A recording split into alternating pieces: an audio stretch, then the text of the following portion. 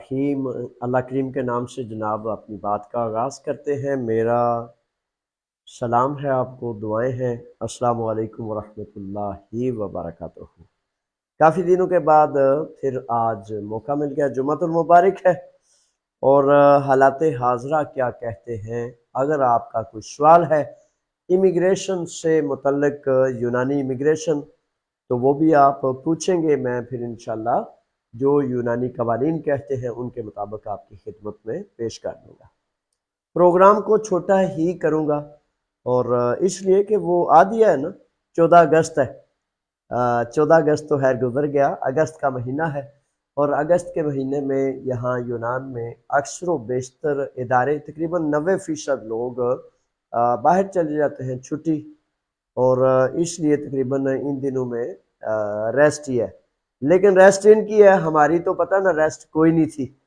14 اگست کے لیے اپنے شہداء کے شایان شان یونان میں پوری دنیا کا سب سے بڑا آزادی میلہ ہوتا ہے، تو وہ کرنے کے لیے 3 ماہ بچوں نے، خواتین نے، ٹیچرز نے، مرد و زن نے، قافلے والوں نے کام کیا، اور پھر الحمدللہ رب العالمین ایک عظیم الشان اپنے شہداء کی قربانیوں کے لائق پروگرام ہم کرتے ہیں۔ اللہ تعالیٰ قبول فرمائے۔ میں حقیقتاً آنے والے ہزاروں نوجوانوں میں سے ایک کا مشکور و ممنون ہوں، شاباش کہتا ہوں، داد تحسین پیش کرتا ہوں، خاص طور پر سالاران قافلہ، سپارتا سے ہو یا اسپروپیگو سے، کروپی سے ہو یا کورنتھو سے، ہلکیدہ سے ہو یا یونان کے کسی بھی علاقہ سے آنے والے نوجوان، ان سب میں سے ایک ایک کا شکریہ، لاکا میگارا والوں کا شکریہ، آسپروپیگو والوں کا شکریہ، الفشینا والوں کا شکریہ، اپنی جرال برادری کا شکریہ، رہندی نکیا، پیرشتری غالیو، گرد و نواز سے، جہاں جہاں سے نوجوان تشریف لائے، ان میں سے ایک ایک کا شکریہ، اور خاص طور پر پیریوس 144 کے ارد گرد ٹاورس اور پیترالونا ہے۔ آپ کا شکریہ کہ آپ نے ایک دفعہ پھر پوری قوم کی میزبانی کی، اور ہم اللہ کے شکر گزار ہیں کہ جس نے ہمیں بے لوث اس مشن کو اٹھانے کا جذبہ اور طاقتیں عطا فرمائیں۔ یقین کر لیں کہ دنیا میں کوئی ایسا شاید فنکشن نہیں ہوتا ہوگا اتنا بڑا کہ جس میں کوئی سفیر، کوئی بیوروکریٹ، کوئی حاکم، کوئی ملازم، نوکر، حکومتی اہلکار مدد نہ کرے بلکہ الٹا رکاوٹیں ڈالے، اور پھر اتنی بڑی کثیر تعداد میں اللہ کے بندے اکٹھے ہوں۔ تو یہ صرف آپ کو اعزاز حاصل ہے، اور آپ کو یہ عزت حاصل ہے، اور میں پھر اس لیے آپ پر فخر کرتا ہوں، اور اللہ تعالیٰ کا شکر ادا کرتا ہوں کہ یا اللہ تیرا شکر ہے کہ مجھے ایسے اچھے، بہترین، اخلاص والے، نیک نیت، جذبوں والے، پیار والے، محبتوں والے ساتھی عطا فرمائے کہ ان کو رکاوٹیں بھی آتی ہیں، تکلیفیں، مصیبتیں بھی آتی ہیں، اپنی جیب سے، اپنے بچوں کے منہ سے لقمہ نکال کر وہ لگاتے ہیں، اور پھر بھی دنیا دار جو بیچارے لالچی، جو ان چیزوں کو سمجھ نہیں نہ پاتے، وہ سو باتیں کرتے ہیں۔ اور دوسری طرف کیا ہے؟ دوسری طرف اپنے آپ کو کہنے والا حاکم وقت، حالانکہ وہ بیچارہ قابل صد رحم والی کیفیت میں ہے۔ حاکم تو وہ ہوتا ہے نا جو کسی کا بوجھ اٹھاتا ہے، جو پیسے چھینے، رشوت چھینے، مال چھینے، ظلم کرے، جبر کرے، اسے حاکم نہیں کہتے، اسے افسر نہیں کہتے، اسے سفیر، وزیر نہیں کہتے۔ وہ تو ایک بیچارہ چور اور لٹیرا ہوتا ہے جو کسی بحروپ میں کسی مسند پر قبضہ کر لیتا ہے، اور پھر گدھ کی مانند کھاتا ہی جاتا ہے، کھاتا ہی جاتا ہے۔ تو اللہ تعالیٰ سے دعا ہے کہ اے مالک، ہم جس طرح سے بھی تیرا شکر ادا کریں، میرے ساتھیوں کو ان برے، گندے رشوت خوروں کی نظروں سے بھی بچا، اور ان کے جو ہیں وہ کرندے، ان کی بہتان تراشیوں سے بھی میرے مالک بچا، تاکہ ہم وہ ایک جماعت تو کہتے ہیں ایسی ہونی چاہیے جو اللہ کے لیے کام کرے، اللہ کے رسول کے حکموں کے لیے کام کرے۔ تو دعا کرتے ہیں کہ مالک ہمیں وہ جماعت بنا کے ہم تیرے لیے اور تیرے رسول کے حکموں کے لیے کام کریں، اور ہمارا نفع، ہمارا فائدہ، ہمارا جو ملنا ہے نا وہ سب کچھ وہ تیری رضا ہے، تو بس وہ مل جائے تو انشاءاللہ بفضل تعالیٰ ہم خوش ہیں۔ اور ایک بات مجھے یقین ہے، اور میں کامل یقین سے یہ بات کہتا ہوں کہ اگر اللہ کی مدد شامل حال نہ ہو، اللہ کا فضل شامل حال نہ ہو، تو جس قدر میں کنگلا ہوں، جس قدر ہم بے سر و سامان ہیں، بندہ نہیں چل سکتا جب تک خدا اسے نہ چلائے۔ تو پھر گم گام کے بعد کیا ہے کہ شکر الحمدللہ کہ وہ مہربان توفیق عطا فرماتا ہے، تو ہم چلتے ہیں۔ 12 اگست کو ایک واقعہ ہوا، اوپر تلے 2-4 واقعات ہوئے ہیں، اور ان سے آگاہی کے لیے بڑا ضروری ہے۔ آپ کا سوال آنے سے قبل یہ میں 1-2 چیزیں آگاہ کر دوں۔ سوال لکھ لیں اگر کوئی سوال کسی ساتھی کا ہے، تاکہ میں اس کے متعلق آپ کو آگاہی کر دوں۔ ویسے تو مجھے پتہ ہے چھٹیوں پر ہیں اکثر لوگ، اور ایزی ہیں، ریسٹ اور ریلیکسیشن کے حوالے سے نظام چل رہا ہے، لیکن پھر بھی میں نے کہا کہ میں تو اپنی حاضری لگوا دوں، اور آپ پھر جیسا چاہیں گے ویسا میں انشاءاللہ آپ کی خدمت میں پیش کر دوں گا۔ تو ایک نوجوان بچے کا شیراز صفدر کا قتل ہو گیا۔ شہری کے 4 بجے ہفتہ کے روز صبح 4 بجے، یہ لائکی والے جو ہمارے بچے ہیں نا، لائکی بازاریوں میں کام کرتے ہیں، تو وہ 3:30، 4، 4:30، 5 اس دوران اپنے اپنے کام پر جا رہے ہوتے ہیں۔ عرصہ 5 سال سے شیراز صفدر بٹ برادری سے تعلق رکھتا تھا۔ وہ گبرو شہزادہ ایسے پیارا نوجوان بڑی جوانی میں تو جا رہا ہے، تو پیرس روز قبرستان کے ساتھ جو پل ہے اس کی رائٹ سائڈ پہ، جب امونیا سے ایتھن سے کیفیشیا کی طرف جائیں تو رائٹ سائڈ پہ 3 سے 4 افراد کہا سنا جا رہا ہے۔ تحقیقات جو ہیں اس کے مطابق یہی صورتحال ہے۔ روکا اور اس کے شیراز عارف کے یہاں دائیں سائڈ پہ بہت بڑا چھرا جو ہے وہ کھبو دیا گیا، 4 انگلیاں اس زخم کے اندر چلی جاتی تھی۔ میرے پاس جب ان بچوں نے وہ ویڈیو بھیجی تو حقیقت ہے کہ ارد گرد سارا خون، وہ کہتے ہیں نا بالٹیوں کی بالٹیاں خون، تو اس بچے کی بڑی جوانی تھی اور بھرپور نوجوان تھا،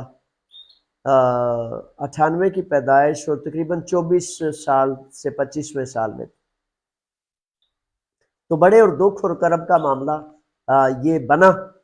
بہرحال تحقیقات ابھی جاری ہیں، اور پولیس سے، وکلاء سے، مختلف اداروں سے جو تحقیقاتی ٹیمیں ہیں ان سے ہمارا رابطہ ہے، اور 16 تاریخ کو شیراز صفدر کا جنازہ ہوا، شیراز صفدر کا نیا یونیا جنازہ ہوا، تو اس کے بعد 40 سے 50 افراد ہم نے اس کے عزیز و قارب، کیسر بٹ صاحب، علی رضا بٹ صاحب، وزارت بٹ صاحب، بڑے سارے نوجوان تھے، رانا اشتیاق صاحب، بابر گمن صاحب، وہ بڑی ساری ایک نشست ہوئی، تو اس میں یہ طے ہوا کہ قاتل ڈھونڈنے ہیں۔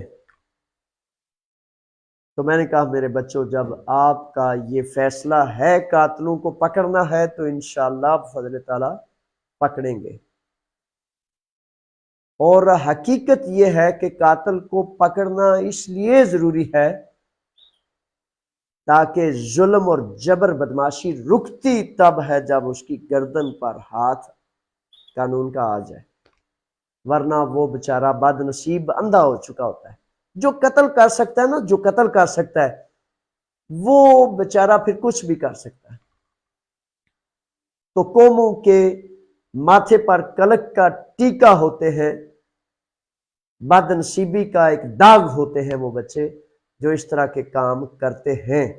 اب اللہ جانے کہ کس کے نصیب میں آیا ہے، یہ فاشسٹ ہے، یہ نسل پرست ہیں، کیونکہ الیکشنز کے بعد بڑے سارے واقعات ہوئے ہیں، اور ایک واقعہ یہاں جیفرا کلکنتھو पेट्रोल स्टेशन पर हुआ था। गुलाम अब्बास अगर सुन रहे हैं, कैसर साहब सुन रहे हैं जो कलोनोज में रहते हैं, तो आपकी इतला के लिए गुजारिश है कि आपके हवाले से जो आपने हुक्म किया था, जिस फर्द ने पेट्रोल स्टेशन पर हमला किया था उस फर्द को हमने गिरफ्तार करा लिया है अल्हम्दुलिल्लाह। और अब गुलाम अब्बास चूँकि पाकिस्तान गए हुए, तो इस हवाले से फिर गुलाम अब्बास जब आएंगे तो बाकी पेशरफ्त कार्रवाई होगी। आज मैंने फ़ोन करके बताना था, लेकिन मैंने कहा कि गुलाम अब्बास को यहाँ से ऑनलाइन सब सुन रहे हैं, तो गुलाम अब्बास को भी, कैसर को भी बता दूं। अच्छा, तो अब मामला ये है कि कह रहा था कि चौकन्ने रहें, होशियार रहें, और मेरे बच्चों एक दूसरे का ख्याल किया करें, एक दूसरे को आगे पीछे से देख कर एक दूसरे के निगहबान बन जाए।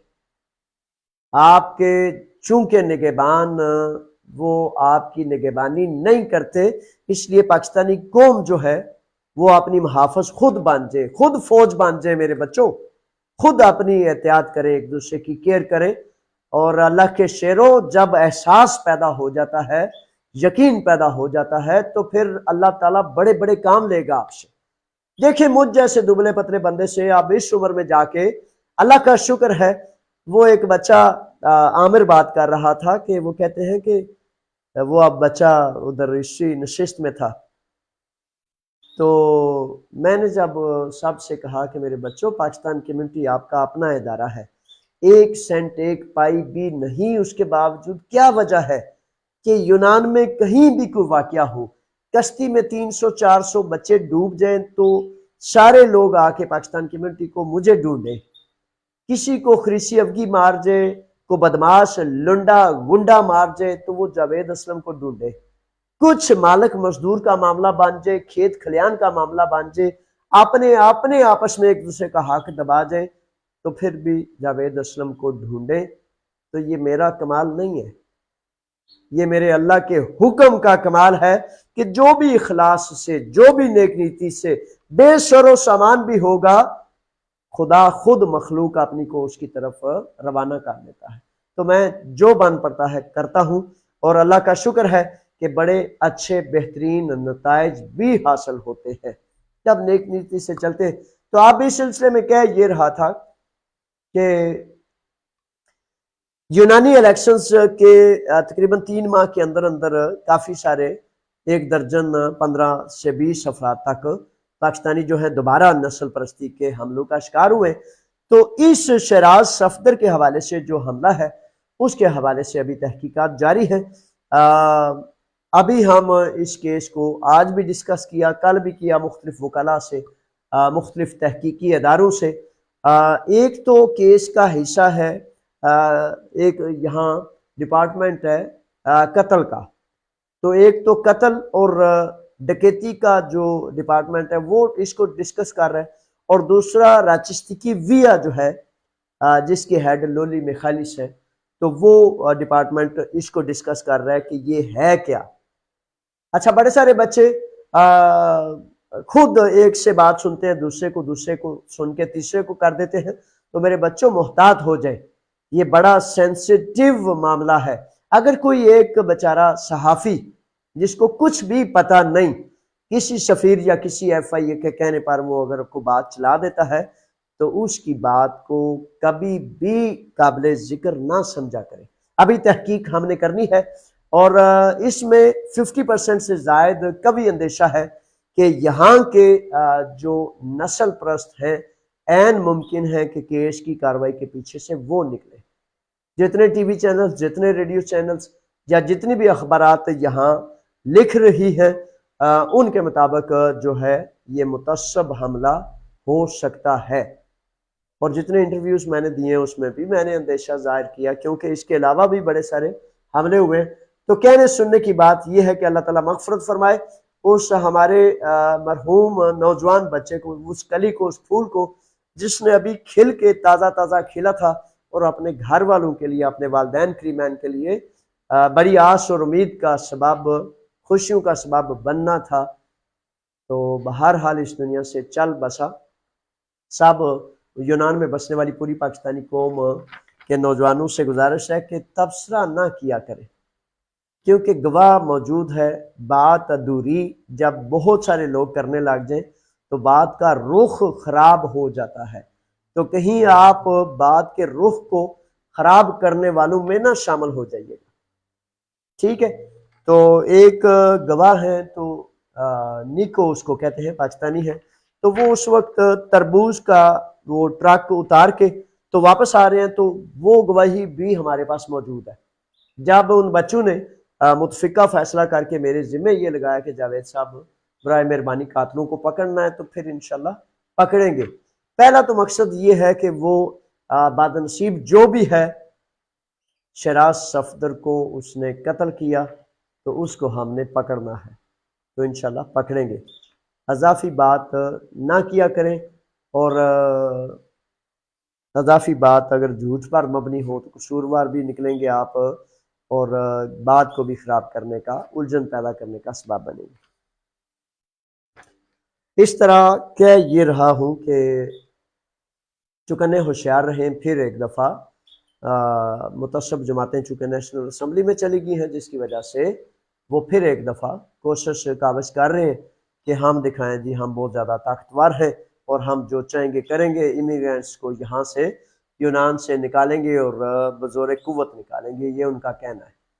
تو شکریہ، بسات شکریہ یونانی قانون کا، یونانی اینٹی فاسسٹ موومنٹس کا، شکریہ ان وکلاء کا جو 1 سینٹ 1 پائی لیے بغیر ہمارے ساتھ شانہ بشانہ چلتے ہیں۔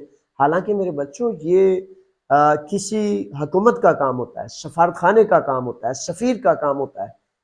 وہ جو 18 لوگ یہاں آپ کے ملازم ہیں، نوکر ہیں، جن پر ہزاروں یورو لگتے ہیں، آپ کا خون اور پسینہ بہتا ہے، تو کام تو ان کا یہ ہے کہ جب تک کنبے کو، فیملی کو پورا تسلی دلاسا نہ ہو جائے، ہر روز سفیر صاحب ان کے گھر ہو، حکومت پاکستان ان کے گھر ہو۔ لیکن ان بیچاروں نے شاید یہ سیکھا ہی نہیں، احساس نام کا وہ جو ایک سسٹم ہوتا ہے انسان کے اندر، وہ ان بیچاروں کے اندر نہیں ہوتا۔ تو وہ بچے کہتے ہیں کہ جب ہم روتے کرلاتے جاتے ہیں نا سفارت خانے، تو ادھر سننے والا کوئی نہیں ہوتا۔ تو میرے بچوں، میں ہوں آپ کا سننے والا، میں ہوں آپ کا احساس کرنے والا، اور اللہ کے فضل سے ہم ایک دوسرے کی دل جوئی کا سبب بنیں گے۔ ہم سب مل کر، قوم مل کر، کوئی بات نہیں انہیں رشوت لینے دیں، انہیں لوٹنے دیں، انہیں کھانے دیں۔ ایک وقت آئے گا کہ اللہ کے نیک بندے آئیں گے اور ان کا احتساب کر کے چھوڑیں گے، ایسے نہیں جانے دیں گے، ان کا احتساب کر کے چھوڑیں گے۔ آج اگر یہ سارا مال، یہ ساری دولت، رشوت کا حرام مال اکٹھا کر کے اپنے دلالوں کے ذریعے انہوں نے بڑی بڑی ایسی جگہ پر، مجھے شرم آتی ہے، مساجد تک ان کے جو ورکر کہہ لو، دلال نہیں کہتا، انہوں نے قبضہ کیا۔ جب مسجد اور پیر خانہ اگر سفیروں کے لیے رشوت کے لیے کام کرنے شروع کر دیں، تو پھر آپ سوچ لیں کہ کس قدر بڑا یہ ایک عذاب ہے، ایک بڑی کیفیت ہے، ایک تکلیف دہ صورتحال ہے۔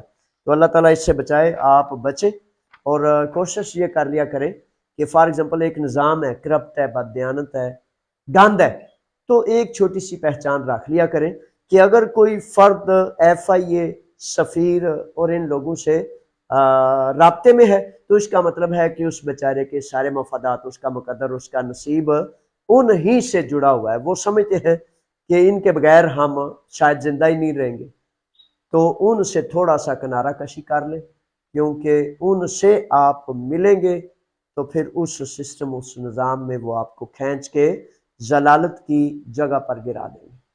تو اس سے بس احتیاط کریں۔ وہ کہتے ہیں دنیا میں سب سے بڑا ایک مقولہ ہے کہ صحبت سے انسان پہچانا جاتا ہے۔ اگر کوئی فرد حاکم کا ساتھی ہے، وہ علامہ اقبال نے کیا بات کی ہے، فتنہ ملت بیضا ہے امامت اس کی، جو مسلمان کو سلاطین کا پرستار کرے۔ علامہ اقبال کیا بات ہے آپ کی، اللہ تعالیٰ آپ کی قبر پر بات اپنی رحمتیں کرے۔ وہ کہتے ہیں کہ امام اگر مسلمان کو حاکم وقت کا پرستار کر رہا ہے، تو وہ امام فتنہ ہے، ملت کے لیے فتنہ ہے، اور فتنہ جو ہوتا ہے وہ قتل سے سنگین تر ہوتا ہے۔ یہ بات الفتنہ تو اشد من القتل، یہ قرآن کا فیصلہ ہے۔ اللہ تعالیٰ مجھ پر رحم کرے، کوئی غلطی کمی بیشی نہ ہو جائے، تو ان باتوں سے آپ نے آپ کو بچائیں۔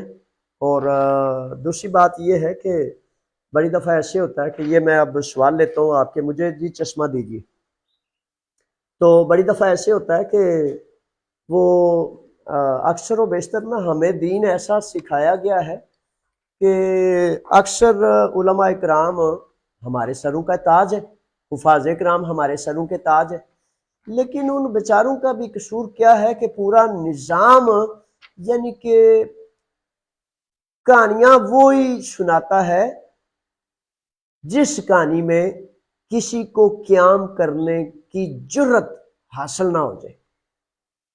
آپ فار ایگزامپل کہاں لے جائیں یہ فکرہ کہ جس فکرے میں کہا گیا ہے کہ ظالم حکمران کے سامنے کلمہ حق بیان کرنا سب سے بڑا جہاد ہے، جہاد اکبر ہے۔ اس طرح کے میں 100 فکرے آپ کو سنا سکتا ہوں، لیکن مقصد کیا ہے کہ اگر آپ چھوٹے سے بڑے ہوتے تک ایک ہی فکرہ سیکھے کہ میرے آقا کریم نبیوں کے امام محمد مصطفیٰ صلی اللہ علیہ وآلہ وسلم لاکھوں اور کروڑوں درود و سلام میرے آقا پر، آقا کے کنبے گھرانے قبیلے پر، بے شک آپ رحمت للعالمین تھے ہیں، بے شک آپ معاف کرنے والے، درگزر کرنے والے ہیں، بے شک آپ کی سیرت مبارکہ میں عفو و درگزر بہت ہی زیادہ پایا گیا۔ یہ قصہ اور دوسرا قصہ یہ سنا دینا کہ وہ دیکھیں جی صلح حدیبیہ کے وقت جب معاملہ تھا تو پھر بھی آپ نے نیچی کی، آپ نے نیوی ڈالی، اور آپ نے معاہدہ کر لیا، جنگ نہیں کی۔ سر ماتھے پر علماء کرام، حفاظ کرام، سر ماتھے پر آپ کے یہ حکم، یہ تاریخ اسلام کے میرے آقا کریم کی زندگی کے سیرت کے واقعے سر ماتھے پر، لیکن کہیں تو لکھا ہوگا نا کہ ظلم کے سامنے، جبر کے سامنے قیام لازم ہے، عزت سے، غیرت سے، ایمان سے کھڑا ہونا لازم ہے۔ مسلمان کو زیب نہیں دیتا کہ وہ کسی ذلیل اور کمینے کے سامنے بچھ جائے۔ یہ کیوں نہیں بتاتے، کیوں نہیں کرتے، کیوں ایسا کرتے ہیں کہ سارے کے سارے بس بچھ جانے والے بن جائیں؟ اس سے اسلام کا اصل چہرہ جو ہے وہ مسخ ہو جاتا ہے۔ وہ کسی نے کہا کہ بزدل کو مسلمان نہیں ہونا چاہیے، ڈرنے والے کو، اگر ڈرنے والا بزدل مسلمان ہوگا تو وہ ہر جگہ اپنے ڈر، اپنے خوف، اپنی نفسیات کی وجہ سے ایسی کہانی سنائے گا۔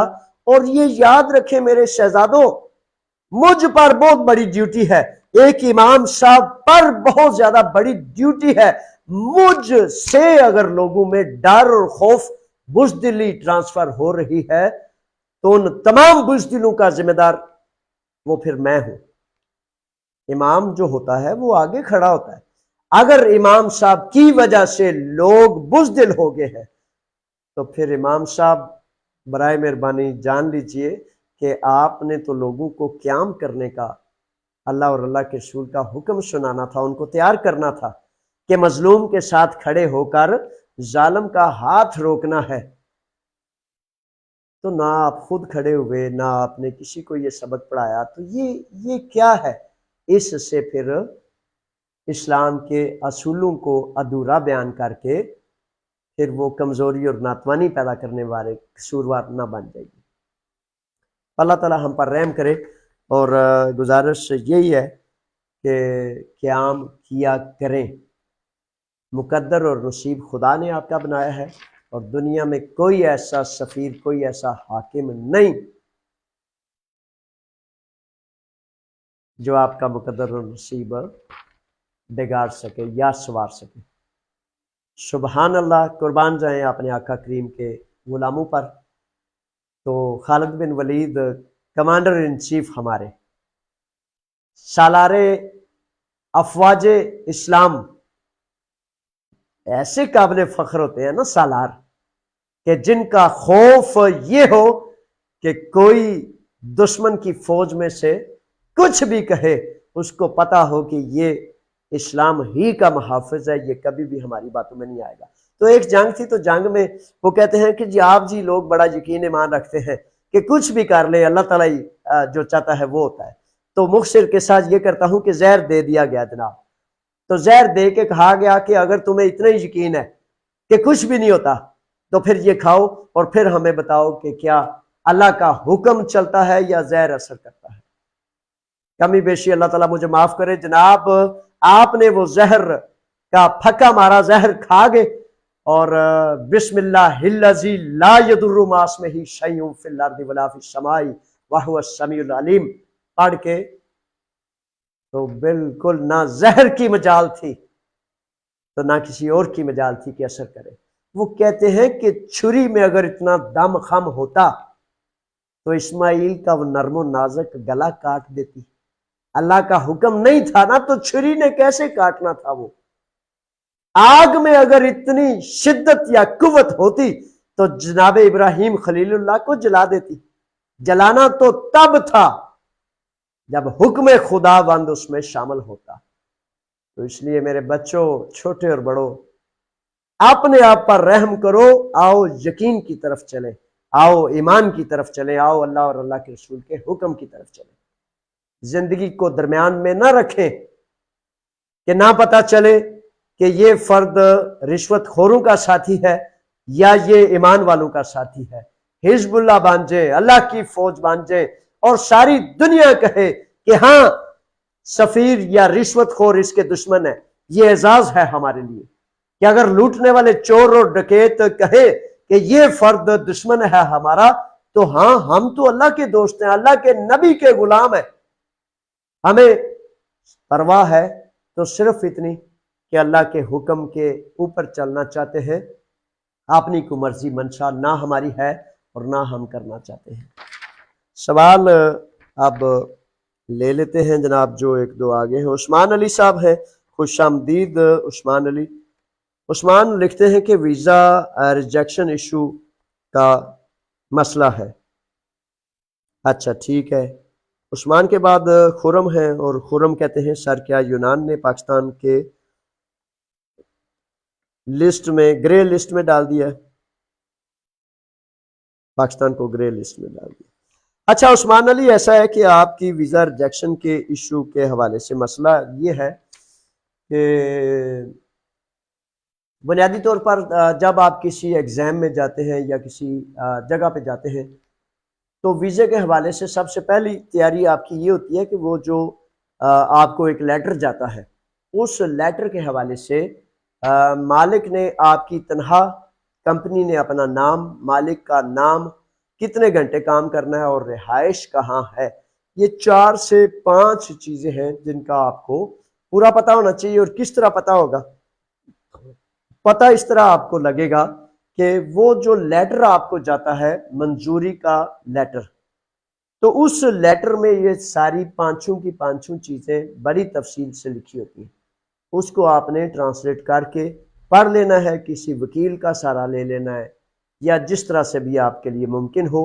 गूगल से बसा औकात गलत ट्रांसलेशन होती है तो उसको दुरुस्त कराने के लिए यहाँ बड़े सारे ट्रांसलेशन ऑफिस है, उनसे करवा लें। जिस तरह से जैसे भी आपके लिए ऐसा सोर्स जो आपके लिए आसान हो तो उसको इख्तियार कर लेंगे। तो सबसे पहले तो ये वजह है। दूसरी वजह ये है कि वतन अजीज़ पाकिस्तान जो कहा जाता है आपका है, उन लोगों के हाथों में है जो बेचारे रिश्वत का झंडा बुलंद करके वो ये समझते हैं कि जितना लूटा जा सकता है लूट लें, हमने तो भाग जाना है यहाँ से और ये लोग जाने और फिर ये सिस्टम, ये निज़ाम जाने। वो देख लें आपकी ब्यूरोक्रेसी, जो भी बेचारा रिटायर होता है कहीं, पहले उसने नेशनैलिटी ली होती है, पहले उसने अपना बंदोबस्त किया होता है ताकि लूट लूट के वो भागना होता है उसने बेचारे ने। छोटा अफसर हो, बड़ा हो, चपड़ासी हो, काना हो, गंजा हो, एक ही सिलसिले में वो बेचारे तैयारी اور یہ کچھ سلسلہ آج 1 2 4 سال سے نہیں، یہ تقریباً 40 50 سال سے مسلسل یہی سلسلہ چل رہا ہے۔ اور دیکھیں نا کتنے بولے ہیں ہم، 25 کروڑ پاکستانی کتنے بولے بالے ہیں کہ وہ پھر ایک دوسرے کے نعرے لگا رہے ہیں اسی سسٹم میں۔ کوئی جناب اس کے لگا رہا ہے، دوسرا اس کے لگا رہا ہے، تیسرا اس کے لگا رہا ہے۔ آفرین ہے بھائی آپ کو۔ ہاں جی، بہرحال چلے لگاتے جائیں جیسے آپ کی مرضی، لیکن سسٹم اور نظام خدا کا آئے گا تو تب اس کا احتساب ہو سکے گا، اب صورت دیگر ممکن نہیں ہے۔ دوسرا معاملہ بتا رہا تھا کہ رشوت کی وجہ سے باہر جو افسران اعلیٰ کے کارندے، ان کے دلال، ان کے ایجنٹ خود ہی وہ سمگلنگ کراتے ہیں، خود ہی وہ ویزے ریجیکٹ کراتے ہیں، خود ہی۔ تو ان کی ملی بھگت کی وجہ سے اندر جو لوگ ہوتے ہیں ان کی وجہ سے ویزے، ایک وجہ یہ ہے۔ تیسری وجہ یہ ہے کہ بے شمار لوگ مزدور جب یہاں یونان آتے ہیں کانٹریکٹ پر، تو یونان آنے کے بعد وہ پھر آگے چلے جاتے ہیں۔ آگے جب چلے جاتے ہیں اسپین، اٹالیا، مختلف ممالک میں، ایک تو وہ اپنا نقصان کر لیتے ہیں، یعنی کہ ان کا کسی نہ کسی طرح سے کسی نہ کسی جگہ پر جا کر ویزا ریجیکٹ کر دیا جائے گا، اور اندیشہ ہے کہ شاید انہیں واپس بھیج دیا جائے۔ یہ کہتے ہیں کہ جب وہ بندہ اپنے وعدہ کو وفا ہی نہیں کر سکتا، وہ جہاں آتا ہے وہ کام ہی نہیں کر سکتا، کرنا ہی نہیں چاہتا، وہ چیٹر ہے، دھوکہ باز ہے، فریبی ہے، مکر کرتا ہے، تو ہمیں ویزا دینے کی ضرورت کیا ہے؟ تو بڑی دفعہ یہ فیکٹر بھی سامنے آ جاتا ہے۔ اس میں ابتدا میں نے بڑا اس پہ شور مچایا، بڑا آپ کو نصیحت کی، لیکن آپ نے بھی کہا جوید صاحب آپ کون ہیں؟ نبیوں کی نہیں سننے والے ہم، تو آپ تو ایک عام سے انسان ہیں۔ تو ہاں، میں ایک عام انسان ہوں، اور یہ تاریخ کا شاہد ہے اس بات پر کہ لوگوں نے خدا کے بھیجے ہوئے رسولوں کی بات نہیں سنی، لیکن ایک بات سند ہے کہ جس نے اللہ کے بندے کی یا اللہ کے رسول کی سن لی وہی فائدے میں رہا، باقی سارے خسارے میں گئے۔ تو سن لینا، جب بندہ نیک نیت ہو، اللہ کا بندہ ہو، تو اس کی سن لینا، وہی فائدے میں رہتے ہیں۔ چاہے عارضی طور پر 2 4 ماہ جا کے اس نے 1500 یورو کما لیا، یہاں اس نے 700 کما لیا، 500 کما لیا، تو دوسرے کے لیے 2 4 ماہ کے لیے، 6 ماہ کے لیے یہ ایک تکلیف کا اسباب بنے گا۔ یار وہاں تو ڈبل پیسے ہیں، لیکن ڈبل پیسے ایک جگہ جا کے الٹ بھی سکتے ہیں، اور اس بندے کا لاس بھی ہو سکتا ہے۔ یہ وہ بنیادی چیزیں ہیں جی جن کی وجہ سے مختلف معاملات ہوتے ہیں۔ اور چوتھا فیکٹر یہ ہوتا ہے کہ جب ویزا سیکشن مطمئن نہ ہو پائے آپ کا انٹرویو یا آپ کے سوالات، تو وہ ویزا کو بغیر کسی کی مداخلت کے بھی ریجیکٹ کر سکتا ہے۔ تو اس لیے ان ساری چیزوں کا آپ کو دھیان کرنا ضروری ہے۔ خورم صاحب کا جو سوال ہے جی کہ سر کیا یونان نے پاکستان کو گرے لسٹ میں ڈال دیا ہے؟ گرے لسٹ شہزادے یہی ہے کہ وہ جو لوگ، ایسی کو بات ابھی تک سند سے سامنے تو نہیں آئی، لیکن یہ حقیقت ہے کہ ہم نے نا یہاں وہ ہمارا سفارتخانے میں رشوت بہت زیادہ لیتے ہیں۔ ابھی تک سارا جتنا مطلب کنٹرول اور غلبہ ہے نا، وہ ان کے ایجنٹوں کا ہے، جتنے ان کے لیے کام کرتے ہیں کارندے۔ تو سادہ بندے کا، عام بندے کا ابھی تک کسی چپڑاسی سے بھی ملنا بڑا مشکل ہے۔ دیکھیں نا، یہ سفارتخانہ میرے لیے، لوگوں کے لیے، اور سب سے بڑی رکاوٹ بھی وہ خود۔ اور دیکھیں حکومت پاکستان زندہ باد، یعنی کہ پوچھنے والا کوئی نہیں۔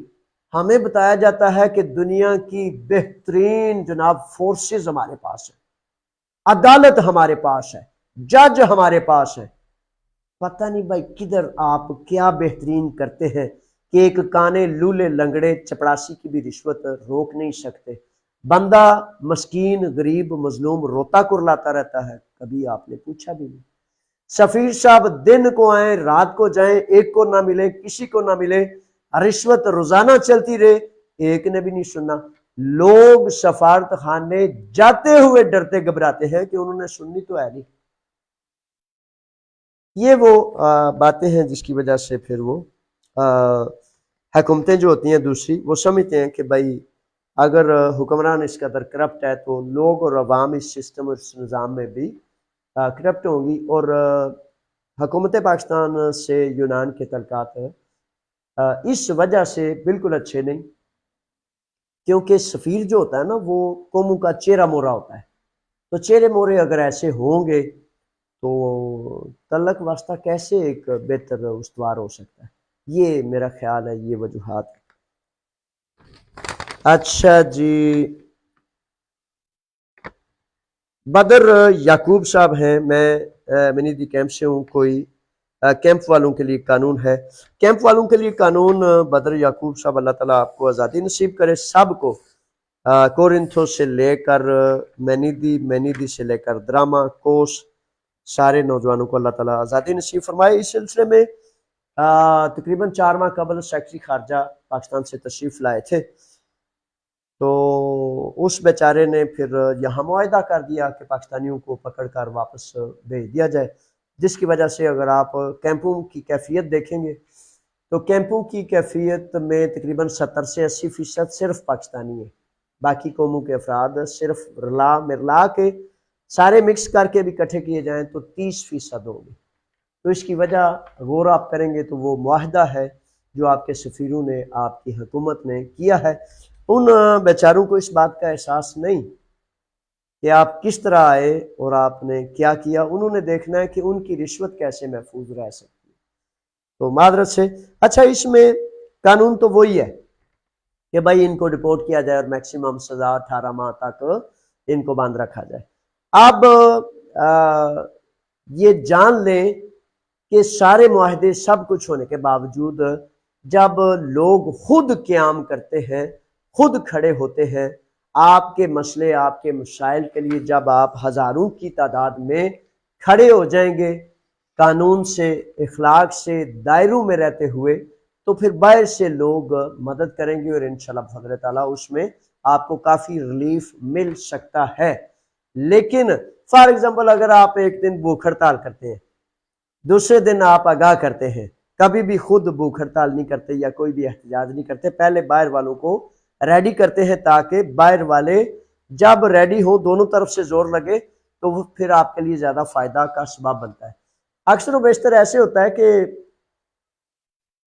وہ ہم تیاری کر رہے ہوتے ہیں کہ جناب وہاں قیام کر لیا بچوں نے بھوک ہڑتال کا یا کسی ایسے معاملے کا، تو جب باہر سے لوگ ان کی آواز میں لانا شروع کرتے ہیں تو وہ پتہ لگتا ہے، پولیس کہتی ہے وہ تو ختم ہے، انہوں نے تو روٹی لے لی ہے، سب ٹھیک ہے، تو وہ پھر ادھر ہی دڑام پڑ جاتے ہیں۔ یعنی کہ قیام کرے، سوچ کے سمجھ کے کھڑا ہو تو پھر کھڑا ہو، نہ کرے نہیں ہو سکتا تو پھر نہ کرے، اس طرح پھر وہ نقصان ہو جاتا ہے۔ سلمان صاحب ہے، کوئی نیا قانون آیا ہے یا آ رہا ہے؟ سلمان صاحب نہیں، کوئی نیا قانون نہیں آ رہا۔ رضا ہے، قانون ویسے ایک کا منتظر ہوں میں، ذکر کو نہیں، تذکرہ کو نہیں، لیکن چونکہ فیکٹریوں میں، کھیت کھلیان میں بہت زیادہ مزدوروں کی ضرورت ہے، وہ مزدور کی طلب جو ہے موجود ہونے کی وجہ سے حکومت نے جو شوشہ کرنا تھا، الیکشن جیتنا تھا، فارنر کے خلاف سکوپا گرفتاریاں، مختلف معاملات کرنے کے بعد وہ انہوں نے جیت لیا۔ اب مالکان کی ضرورت پوری کرنے کے لیے عین ممکن ہے کہ مالک اور مزدور کا قانون کسی صورت میں، کسی شکل میں آ جائے اور آپ کے لیگل ہونے کا راستہ ہموار ہو جائے۔ رضا ہے، رضا کہتے ہیں سر فیملی ویزا کے لیے پیپرز کی تصدیق کب شروع ہوگی؟ پیپرز کی تصدیق تو ویسے رضا گزارش یہ ہے کہ جرنل قاعدے قانون کے مطابق آپ نے گریک امبیسی اسلام آباد میں ٹائم اپوائنٹمنٹ لینا ہے، اور ٹائم اپوائنٹمنٹ لینے کے بعد آپ نے اپنے کاغذات بھیجنے ہیں۔ ٹائم اپوائنٹمنٹ میں بسا اوقات وہ بہت زیادہ تاخیر کرتے ہیں۔ ان دنوں میں اگست کی چھٹیاں ہوتی ہیں اور ستمبر کے دوسرے ہفتے سے باقاعدہ نارمل کام شروع ہو جاتا ہے، تو آپ کا حق ہے کہ آپ ستمبر کے آغاز میں اپنی جو ہے وہ کارروائی کے لیے اٹیسٹیشن کے لیے ادھر میل کر دیں۔ افضل صاحب ہیں، خوش آمدید۔ افضل صاحب کہتے ہیں کہ سر 5 ماہ ہو گئے، 7 سال والے پیپرز جمع کرائے ہیں، کوئی جواب نہیں آ رہا۔ اچھا اس میں ایسا ہے کہ وہ 2021، 22، 23 سے مسلسل یہ سستی آ رہی ہے۔ اس میں آپ نے یا آپ جیسے ساتھیوں نے کرنا کیا ہے؟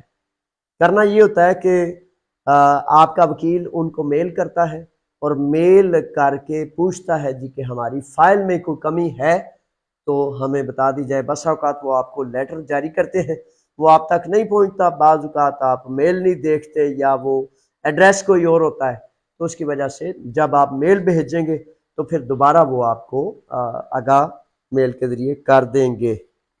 ویسے نارمل پچھلے 2 سالوں سے بہت ہی زیادہ سستی ہے. خرم صاحب ہیں، خوش آمدید. خرم کہتے ہیں کہ سر میرا ویزا میڈیکل ٹیسٹ خراب ہونے کی وجہ سے نہیں لگا، اگر میڈیکل رپورٹ ٹھیک آ گئی تو کیا دوبارہ ویزا لگ سکتا ہے؟ بالکل لگ سکتا ہے. آپ اپنی کوشش کاوش جاری رکھیں اور آپ کو کوشش کرنی چاہیے. ظاہر ہے آبجیکشن جب دور ہو جائے گا تو پھر آپ کا ویزا لگنے کا امکان ہے انشاءاللہ. اچھا جی، بسما ہیں. بسما کہتی ہیں کہ سر میرے خاوند 2019 جون میں یونان آئے تھے، اب وہ بول رہے ہیں کہ بلو ویوسی لے کر انڈیا جا سکتے ہیں، واپسی پر کوئی مسئلہ تو نہیں ہوگا؟ اچھا ایسا ہے کہ اگر 2019 میں وہ یہاں آئے ہیں تو قانون 19 20 20 21 22 23 4 سال ہوئے، تو میری نظر میں کوئی ایسا قانون موجود نہیں. قانون 7 سال کا ہے، یا دوسرا قانون یہ ہے کہ اگر زرعی کام میں کہیں وہ کام کرتے ہیں تو اس میں عارضی جو ہے 3 ماہ کا عادیہ ارگاسیہ یاد یا پارامونی وہ بان سکتا ہے. اگر یہ ویویوسی اس قانون پر بنائی گئی ہے جو فار ایگزامپل آج کل ایک قانون چلا ہوا ہے کہ بھائی اگر کوئی فرد فار ایگزامپل معذرت سے یہ کسی پر مثال نہیں ہے لیکن قانون کی بات کر رہے ہیں کہ اگر کوئی فرد نشہ کرتا ہے اور اس کی زندگی کو خطرہ ہے تو قانون کے ذریعے اس کا آن لائن سسٹم کیا جا سکتا ہے کہ بھائی اس کی زندگی کو بڑا خطرہ ہے تو نشہ چھڑانے کے لیے، اس کی زندگی بچانے کے لیے اسے انسانی ہمدردی کی بنیاد پر پیپرز دیے جائیں. اگر وہ فرد واقعتاً بیمار نہیں یا اس عارضہ کا شکار نہیں یا کچھ ایسا ہے تو وہ چیٹنگ ہے، وہ 2 نمبری ہے. وہ بڑے سارے بندے مختلف ممالک میں اس طرح کے گئے ہیں لیکن واپس نہیں آ سکے کیونکہ چوری کہیں نہ کہیں پکڑی جاتی ہے. کوئی لوگ آ جاتے ہیں، کوئی لوگ نہیں آ سکتے. اب مجھے یہ نہیں پتا کہ یہ کون سی ویویوسی ہے، اگر تو اس طرح کی ہے تو پھر میں سمجھتا ہوں کہ خطرہ ہے، نہیں کرنا چاہیے.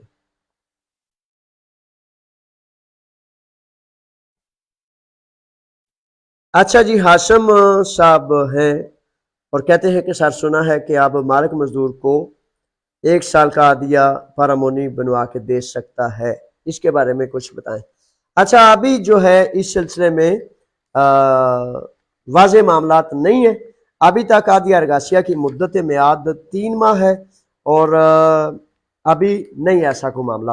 اچھا اس میں پھر دوبارہ کہوں گا کہ کچھ آپ کے اپنے بھائی ایسے بہترین دھوکہ باز بچے جو آپ کے چچا زاد بھی ہو سکتے ہیں، آپ کے دوست بھی، آپ کا بیسٹ فرینڈ بھی ہو سکتا ہے، تو مالک اور مزدور کی بنیاد پر آپ کے مالک سے لیٹر لے کر وہ کوڑے کے ڈبے میں پھینک دیتے ہیں اور خود سے آن لائن وہ جو چیٹنگ کا 2 نمبری کا سلسلہ ہے اس کے ذریعے وہ بنا کر آپ کو دے دیتے ہیں اور آپ یہ سمجھتے ہیں کہ مالک اور مزدور کی بنیاد پر یہ میرے پیپرز بن گئے ہیں، جبکہ قانون اسی بات کی کسی طرح تصدیق نہیں کرتا. اچھا جی، ملک عثمان ہیں. 5 سال والے قانون کا کچھ بتائیں. 5 سال والا قانون 5 سال کی بنیاد پر کوئی ایسا قانون نہیں جس پر پیپرز بن سکتے ہوں. اچھا اس سے بعد سوال ہے سر مجھے یونان اسائلم پروٹیکشن پیپر ملا ہے، پاکستان جا سکتا ہوں؟ اچھا اگر اسائلم کی بنیاد بیماری ہو، انسانی ہمدردی ہو تو اس پر ریفیوجی نہیں ڈکلیئر ہوتا. تو وہ جو اگر آپ کو کارڈ ملا ہے اس پر اگر ریفیوجی ڈکلیئر کر دیا گیا ہے جس میں اگر آپ نے یہ کہا ہو کہ مجھے میرے ملک میں میری زندگی کو خطرہ ہے یا میری جان کو خطرہ ہے تو پھر آپ نہیں جا سکتے کیونکہ آپ نے اپنے انٹرویو میں یہ کہا ہے کہ میں خطرے میں ہوں تو مجھے تحفظ دیا جائے. اس صورت میں ایسے ہے کہ یہ فائنل فیصلہ آپ کا جو ریفیوجی یا انسانی ہمدردی کا کارڈ ہے، آپ کو جو اسائلم ملی ہے اس پر لکھا ہوگا، اس کے بعد آپ اس پر فیصلہ لے دے سکتے ہیں۔ سعید ہیں اور سعید کہتے ہیں کہ میں نے پہلا کارڈ سپارتیس سے لیا تھا، اب کارڈ رینیول کا ٹائم آ گیا ہے، لیکن اب وہ مستقل طور پر کورنتھو منتقل ہو گیا ہے، اب اس سے کیا کرنا چاہیے؟ اچھا، اگر مستقل طور پر پچھلے انسیماز وغیرہ کام سارا شو کر رہا ہے آپ کا گھر، تو پھر کورنتھو ہی جمع کرائیں، جہاں آپ مستقل بنیادوں پر رہ رہے ہیں پھر وہاں ہی آپ کو چاہیے کہ آپ اپنے پیپرز جمع کرائیں۔ بلال صاحب ہیں، بلال کہتے ہیں سر جی میں نے الفا پیریفیریا میں پیپرز جمع کرائے ہوئے ہیں، 18 ماہ ہو گئے ہیں، ابھی تک کوئی جواب نہیں آیا۔ بلال بڑی سستی اور کاہلی سے کام کر رہے ہیں اور پچھلے 2-2.5 سال سے ایسا ہی ہے، میل بھیجیں تاکہ وہ آپ کو آگاہ کریں کہ اس کی کیا وجہ ہے۔ اسد ہیں، اسد کہتے ہیں کہ سر میں ویزے پر یونان آیا ہوں، میرے پاس 1 سال کا کارڈ ہے، اب یہ رینیو یونان سے ہوگا یا پاکستان جانا پڑے گا؟ میرے وکیل نے بولا ہے کہ آپ پاکستان جاؤ لیکن ویزا نیو لے کر امبیسی اسلام آباد سے ویزا لگوا کر کارڈ لیں اور پھر واپس آ سکتے ہیں۔ اچھا، میری رائے میں ایسا ہے کہ نوجوان، یہ بڑے سارے نوجوانوں کا سوال ہو سکتا ہے کہ ویزے پر آئے اور کیسے اب دوبارہ کیا ویزا اس کو پاکستان جا کر لینا پڑے گا؟ اگر کسی وکیل نے یہ کہا ہے تو میں اس سے اتفاق نہیں کرتا۔ فار ایگزامپل، آپ کے آتے ہی ٹیکسز جاری ہو گئے، آپ کا کام شو ہو گیا، قانون یہ کہتا ہے، میں نے جو پڑھا ہے کہ فار ایگزامپل 6 ماہ کے بعد اس مالک سے آپ کا کام پورا ہو گیا یا اس کا سیزنل ورک یا جاب آپ کا پورا ہو گیا، تو اس کے بعد آپ نئے مالک سے کانٹریکٹ کریں گے، نیا جب آپ نئی جگہ پر کام شروع کریں گے تو وہ ایک نیا کانٹریکٹ ہوگا۔ جب آپ کے پاس نیا مالک، نئی جاب، نیا کانٹریکٹ ہوگا تو اس کا مسئلہ ہے کہ پھر پیریفیریا یعنی کہ ضلعی یونٹ آپ کے وہ پیپر رینیو کرے گا۔ یہاں یہ کوشش کرنی چاہیے، اگر کوئی چارہ نہ آئے تو اب میں سارے کیس آپ کے کو نہیں جانتا، ہر ایک کا علیحدہ کیس ہوتا ہے، تو میری رائے میں آپ کو نئی جگہ پر کام کر کے یا اسی مالک کے پاس کام کر رہے ہیں تو تب بھی پیریفیریا میں اپنے پیپرز رینیو کرانے کے لیے اپلیکیشن لازم کرنی چاہیے۔ 3 سے 4 ماہ قبل میرے بچوں سن لیں، جتنے بھی نئے بچے آئے ہیں، پرانے ہیں، سب اپنے پیپر ختم ہونے سے 3 سے 4 ماہ کم از کم قبل ضرور رینیول کے لیے اپنے وکلاء تک پہنچ جایا کریں، آخری وقت پر نہ چھوڑا کریں۔ چودھری غلام قادر صاحب ہیں اور کہتے ہیں کہ سر الفا دیو امتحان کب ہو رہے ہیں؟ الفا دیو کے امتحانات ابھی تک اناؤنس نہیں ہوئے، لیکن اکتوبر نومبر میں ہو جاتے ہیں اور ہونے کی توقع ہے۔ اس میں اب حکومت یونان تو اکتوبر توقع کہہ رہی ہے، لیکن اس کی اناؤنسمنٹ جو ہے وہ ستمبر میں یعنی کہ 2 ہفتے بعد متوقع ہے، یعنی کہ ستمبر کے آغاز میں اناؤنسمنٹ آنی متوقع ہے۔ احسان مہر صاحب ہیں، کہتے ہیں کہ سر میرے پاس اٹلی کا ایپی ماکرون ہے، میں یونان میں تبدیل کروا سکتا ہوں اور کیا کرنا چاہیے؟ اچھا میرے شہزادے، یونان میں اٹلی کے پیپرز پر آپ کام کر سکتے ہیں، تو آپ نے کیوں تبدیل کروانا ہے؟ جب آپ یہاں عام کا افیمی وغیرہ کرا لیں، پیپرز کو تبدیل نہ کروائیں، تو انہی پیپرز پر آپ یہاں کام کر جائیں، رہائش سکونت اختیار کریں، اور میری رائے میں ان پیپرز کو چینج کرانے کی شاید ضرورت محسوس نہیں کریں گے آپ۔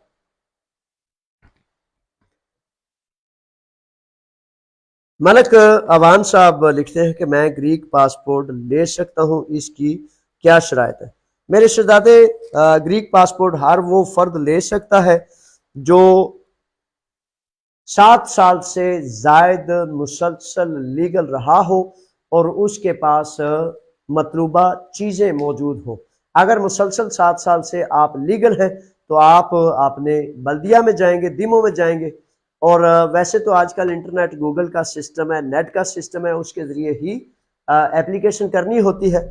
اور گریک پاسپورٹ کے لیے آپ سب جتنے بھی خواہش مند ساتھی ہیں، دوست ہیں، پلاتیا کومودورو میں جہاں سیڑھیاں ہیں، ایتھن میں پلاتیا کومودورو میں سیڑھیوں کی بیک سائڈ پر جنریشن 2 کا آفس ہے، جو اس میں رضاکارانہ مدد کرتے ہیں، معاونت کرتے ہیں۔ کافی لمبا پروسیس ہے، لیکن فار ایگزامپل انہوں نے افرولوگی کی دیلوسی بھی رکھی ہے کہ کسی کے پاس اگر سالانہ ٹیکس کی دیلوسی 9,000 یورو سے کم ہے، 9,500 یورو بھی تھی، 9,100 بھی تھی، اس طرح تو کم ہے تو وہ نہیں کر سکتا۔ لیگل پرمٹ مسلسل 7 سال بغیر کسی گیپ کے ہونا چاہیے۔ اس طرح گریک امتحانات A2 کے ایگزام بھی ہونے چاہیے، اور نیشنلٹی کا انٹرویو وغیرہ۔ یہ کافی ساری ایک لمبی لسٹ ہے، تو پہلی شرط اگر آپ پوری کر لیتے ہیں تو پھر آپ کو چاہیے کہ آپ نیٹ پر یا آپ جنریشن 2 کے آفس جائیں، تاکہ آپ کی مکمل رہنمائی کے لیے وہ ایک باقاعدہ ادارہ موجود ہے، فری آف کاسٹ ہے۔ شادی ہیں اور لکھتے ہیں سر آپ نے شیراز بٹ کے قتل کے متعلق کوئی بات نہیں کی۔ میں نے شیراز بٹ صاحب کے قتل کے حوالے سے نا پوری تفصیل سے پروگرام کے آغاز میں سب سے زیادہ بات کی ہے۔ اگر آپ پروگرام کے آغاز کو سنیں گے تو انشاءاللہ ایک اتنے بھرپور نوجوان بچے کا قتل ہو گیا، اور ہم سب بہت زیادہ افسردہ ہیں، تو کیسے ہو سکتا ہے کہ اس کی بات نہ کی جائے؟ کی ہے جی بات۔ اچھا جی، بلال ارشد صاحب ہیں، اور بلال ارشد صاحب کہتے ہیں کہ بھائی مجھے 6 ماہ ہو گئے ہیں، زرعی ویزے پر بی کیٹیگری ہے، کارڈ مل جائے گا؟ کارڈ کا پروسیس میرے شہزادے اگر آپ ویزا پر آئے ہیں تو ضرور ملے گا، کیوں نہیں ملے گا؟ لیکن اس کے لیے آپ نے وہ جو تمام بنیادی شرائط ہیں، یعنی کہ سب سے پہلے پیریفیریا میں پیپرز جمع کرائے جاتے ہیں، اس کے بعد آپ نے ٹیکسز افیمی عام کا عامہ بنایا جاتا ہے، اس کے بعد آپ کے ٹیکسز جاری ہوتے ہیں، اور اس طرح پھر آپ کی رینیول کے لیے جب وہ کارڈ آپ نے پیپر سبمٹ کر دیا تو وہ آئے گا انشاءاللہ، کیوں نہیں آئے گا؟ سبغت حسین ہیں اور لکھتے ہیں ایوم ایک ویب سائٹ ہے جو پیپرز بنوا کر دیتے ہیں، کیا یہ حقیقی ہے؟ اچھا میرے بچوں، یہ جو پیپر بنوا کر دیتے ہیں 1 کروڑ مرتبہ کہہ چکا ہوں کہ اگر ٹھیک درست جائز پیپر بننے ہوتے تو ہر وکیل بنا کے دیتا، صرف ایک ادارہ کیوں بنا کے دیتا؟ میری نظر میں یہ چیٹنگ ہے، 2 نمبری ہے، فراڈ ہے، اور میری نظر میں میری تحقیقات کے مطابق جو بچ جائے وہ فائدے میں رہے گا، اور جو لے لے گا اس کے گلے میں خود وہ رسی ڈال لے گا، جو کسی وقت بھی خطرے کا سبب بن سکتی ہے۔ سوال آیا ہے کہ میں پہلے یونان 2 سال پہلے IOM کی ٹکٹ لے کر آیا تھا، اب میرا مالک مجھے ویزا بھیج رہا ہے، کیا ویزا لگ جائے گا؟ آپ کوشش کرنا میرے شہزادے، آپ کا حق ہے اور ضرور کرنی چاہیے۔ بے شمار بچے IOM سے ٹکٹ لے کر گئے تھے اور پھر دوبارہ ان کو ویزا مل گیا تھا، لیکن پچھلے یہ 2-3 ماہ سے نا ویزے ریجیکشن کی تعداد بہت زیادہ رہی ہے۔ اللہ تعالیٰ آپ کے لیے آسانی کرے۔ اکرم صاحب ہیں، لکھتے ہیں کہ سر میرے پاس 2006 والے کاغذ ہیں، واٹس ایپ نمبر بھیج دیں۔ شہزادے واٹس ایپ نمبر وہی ہے 694300 6943003600، لیکن یہ یاد رکھیں کہ واٹس ایپ نمبر یہ کشتی حادثہ کے حوالے سے ہی میں نے بنایا تھا، اور دن میں ایک دن یا دوسرے دن صرف میسج دیکھ سکتا ہوں، ٹھیک ہے؟ اور جب ایک دن یا دوسرے دن دیکھتا ہوں تو جو جواب بن پڑتے ہیں وہ میں کرتا ہوں، اور کال میں نہیں پک کر سکتا اس پر۔ اچھا جی، سرفراز صاحب ہیں، کہتے ہیں کہ سر نئی حکومت کیا پیپرز کے رینیو کا پروسیس جلدی کر دیں گے؟ کوئی یہ حکومت تیاری کر رہی ہے؟ شہزادے یہ وہی حکومت ہے جس نے پیپرز کو سست کیا ہے اور امیگرنٹ کے خلاف ہیں یہ، تو ان کے حوالے سے تو کوئی ایسی بات نظر نہیں آتی، لیکن جیسے جرمن اور مختلف ممالک ان کا کمپیوٹر ڈیٹا اپڈیٹ کروا رہے ہیں، تو اگر وہ ہو جاتا ہے تو اس میں پھر امکان ہے کہ شاید جلدی ہو جائے گا۔ راشد صاحب ہیں، راشد کہتے ہیں سر ویزا ریشو کتنی ہے اس وقت؟ راشد صاحب اس وقت ویزا ریشو جو ہے وہ کم ہی ہے، ٹھیک ہے، اور ابھی تک ویزے کافی تعداد میں نہیں لگ رہے، ریجیکشن زیادہ آتی رہی ہے۔ یہ لیں جی، اب تک یہ آپ کے جو سوال آئے میں نے ان کے جوابات دیے، اور پھر ایک دفعہ دعا کرتا ہوں کہ مالک ہمیں اپنے نیک اور صالحین بندوں کی صف میں شامل فرماتا کہ ہم چونکہ بڑی اشد ضرورت ہے کہ ایک دوسرے کا احساس کریں اور تیرے حکم کا پرچم سر بلند کریں۔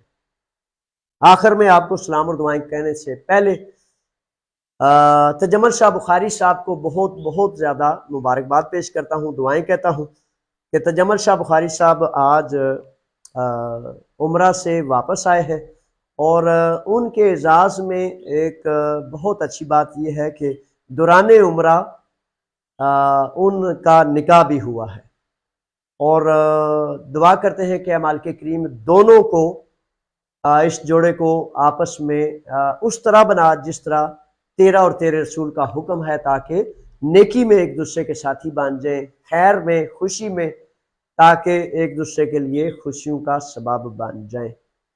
بڑی مہربانی، بہت زیادہ شکریہ۔ جس کو اچھائی کی توفیق ہو تو وہ اچھائی کرنے سے رکا نہ کرے، ہیزیٹیٹ نہ ہوا کرے۔